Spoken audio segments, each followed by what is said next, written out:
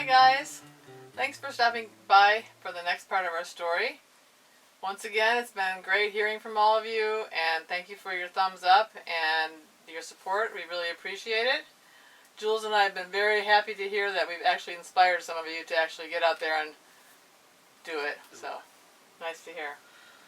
Alright, in our last video we were discussing our bathroom, and there is a couple of things I would like to point out which I didn't do in the last video, and that is that our head has no direct overboard discharge, but discharge hose goes straight to a holding tank, and then a holding tank can be emptied two ways. One is at the pump station, has a deck feeding, and the second way is discharge overboard by Whaler's hand pump. And here's our Whaler pump that we use for pumping out our holding tank right here. Yeah. I have it behind. Now there are a couple of advantages of it. If you get boarded by the Coast Guard, you don't have to worry, then you'll be ticketed by having your toilet discharge overboard. Second thing is, if you should be a nice anchorage and you have snorkelers or people with the kayaks going by and you accidentally pump your toilet overboard by mistake, and it's very unpleasant if somebody yell at you and let you know, then stop polluting the water. Another thing is that when you have a direct discharge, your discharge hose has to be routed high enough above the water line so you don't get a siphoning effect and the water doesn't come back to your toilet from outside. The problem with that system is, unless your joker valve is in a perfect condition, a lot of the water which is standing in your pipe will back up back into toilet, where our holding tank is in the same height as a toilet, so all the water goes into the holding tank and you don't have a problem of dirty water be backing into your toilet. Now the time has come to build our galley, so we had to decide what kind of appliances we want to have it. So the first thing came up to a sink. So Susan, she can tell you about the sink. It's nice to have a double sink, and it's nice to have them be as deep as possible, because if you have a shallow sink, which I had before on another boat, the water will just splash right out. It's not too good. So anyway, I filled the sink up maybe a third of the way with water when I'm doing dishes, and it works out well. Oh, I'm going to be doing my dishes here now. And as you can see, we do not have any pressure water faucet. We've just got a foot pump. We've had a foot pump here for like 30 years, and almost 30 years, and I'm pretty satisfied with it. Actually, you economize on water by not having pressurized water, and we don't have any pressurized water in the whole boat. About the stove, we were discussing what kind of stove would be the best for us. Naturally, the most people use a propane stove, but we were thinking that we like to equip our boat for a warm just as much as a cold climate. So we read a lot about Dickinson diesel stove, which is pretty much worthless for people who go only to the South Seas. But if you want to go any place 40 degree latitude north or south, you better be thinking about a heater. So a Dickinson diesel stove is very practical for that purpose. Now when you have a Dickinson stove, it is not good to use it in a warm place, so we had to also buy a double burner propane stove, which is used for general cooking. Now we decided to buy an Adriatic diesel stove, so we went to Cattenburg Marine to look at the price on it, and they had it for $1,800. That was kind of very expensive, but it's all stainless steel, very well built. A lot of people, especially fishermen, using up in Alaska, and they use for 6 months non-stop. So it's a very well built appliance. Anyway, we left Cattenburg Marine, and about 2 weeks later we stopped at Downwind Marine, and there was a very small place in San Diego. At that time, the only sell was a used stuff. So As we were looking for a lot of bronze fittings for our boat, we noticed there was a brand new stove in the corner, Dickinson, exactly the same model which we were looking at.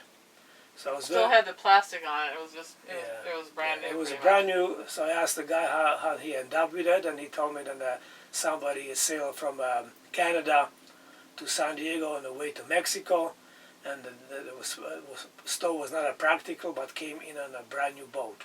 So he took the stove out and bought a propane. So that's how we had a stove exchanged. Anyway, I asked him what would be the price he would be looking for to sell it. He told me about $1,000. So I still was thinking maybe we can get a better deal, because after all it's a brand new stove, but it's used nevertheless. Used far as it's a second hand.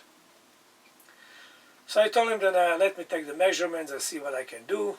Now the truth is I didn't need the measurements because my galley was not built yet. But I came back next day and told him that, I would like to get that stove, but I have to recut my cabinetry. It's going to take some doing and some expenses. So the best I can do would be $500. And it's including chimney. Right. He was calculating, counting. He said, if you take it right now, before I change my mind, you can have it. Naturally, I walked out with a stove. So we had an $1,800 stove for $500 at the time. A very good buy too, I might add. So we just end up lucky with it. And since then, we were very happy with it. We used it a lot, even in San Diego and going to Catalina. Yeah, so many times. in San Diego, in the end of November, December, January, February, we use it for a heater. If only for an hour or two in the morning or evening, but we use it.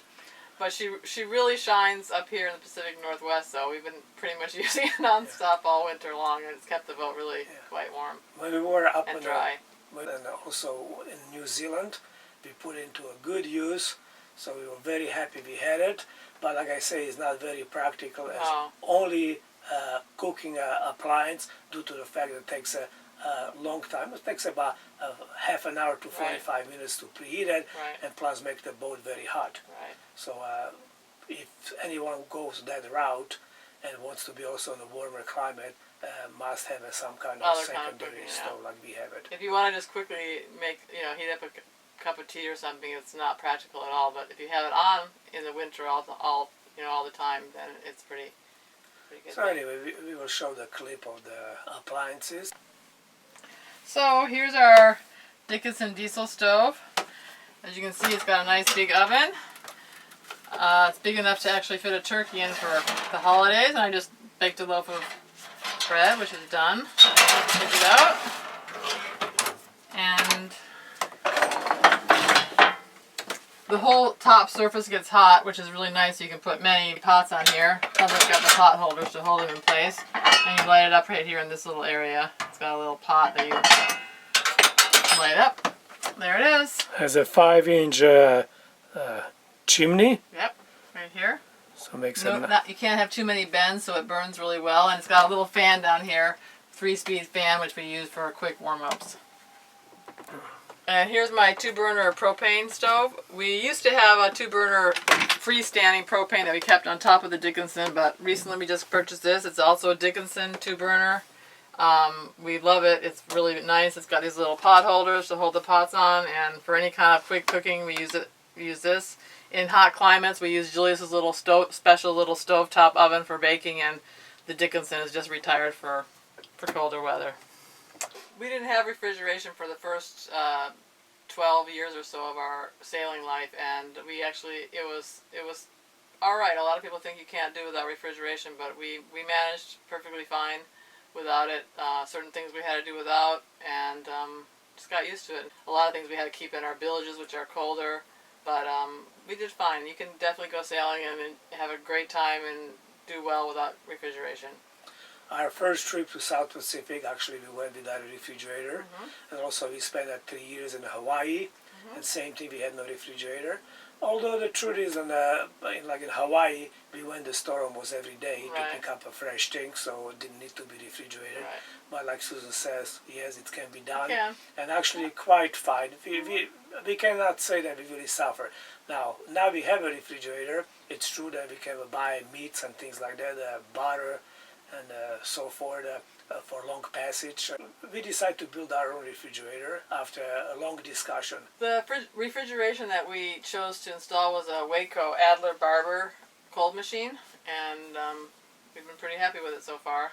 Yeah, we had it right now for about, what, 15 Since years? 2003. 2000, Yeah. About 14 years we had it, and what we found out is this, that number one, our refrigerator is very well insulated. I built it on a 4-inch thick closed cell insulation, which is fiberglass over it, and a side which is against our hole. I actually made it 6 inches because plating outside gets sometimes pretty hot in the summer, so I made sure it's very well insulated. Now, our refrigerator motor runs on 12 volts, and the motor uses 4 amps an hour. Now, our refrigerator motor runs for 3 minutes, then the motor shuts off, and it's off for 9 minutes. So basically, our motor runs 15 minutes every hour. Actually use 1 amp an hour, so that's 24 amps in 24 hours a day. And then it's not that much, which actually our solar panels can take care of very, very easy. Now, another important thing about refrigerator is a compressor. Our compressor is installed in the back room where has a lot of air circulation, and I think that is the major reason why I think so too. most refrigerator breaks down, Right. because their compressor is located inside the cabinets Right. and locked up places, doesn't get enough Airflow. so that is a problem. But anyway, in the 13 or 14 years of our having refrigerator, we didn't have a single problem with it whatsoever. It always worked like a clock, kept our food nice cold, frozen in an ice box, so we cannot say nothing but good things about it. And it was pretty easy to install too. And it was very simple way installed. We built a box for it, and then inside the refrigerator, all you do is install a cold plate, which is a little box, and a thermostat, and outside is a compressor. All you have to do is actually connect the copper lines on the 2 ends, one in the refrigerator, one at the compressor, and run electric to it, and that's pretty much it. So it's very easy to do. It's a maintenance free. We don't do nothing to it whatsoever, and work like a champ. Okay, so here's our refrigeration unit right here that we built. And this is a compressor over here. As you can see, it's in an open area with lots of airflow, and it's been running ever since we bought it and installed it. And if you really look around, and with little luck, you can really find some unbelievable deals. You just have to be at the right place, right time, and be a little bit patient, because we can really tell you we equipped our boat with a pretty good brand of appliances and electronics for much less over than asking cost of a brand new. Some of you ask us how expensive it is to equip the boat, so my answer is this here. To furnish your wife takes a much trouble, but equip the boat costs you double. So I hope that would explain to you how expensive it is to equip the boat. So thanks for stopping by again, guys, and watching our video. We appreciate it, and see you next time. Bye-bye.